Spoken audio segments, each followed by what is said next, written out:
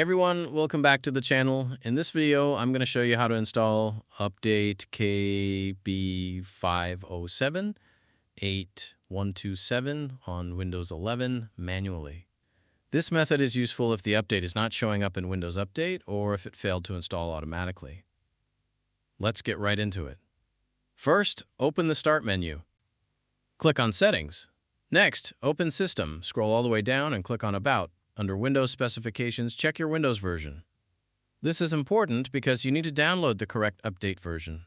In my case, the version is 2.5H2. Now, open the link that you'll find in the description of this video. Once the page opens, type KB5078127 in the search box. Press Enter. From the list, look for the update that matches your Windows version. For example, Windows 11 version 2.5H2x64. Click on it. Then click on KB5078127 to start the download. Wait for the update to finish downloading. Once the download is complete, locate the update file you just downloaded. Double-click on it. When prompted, click Yes to start the installation.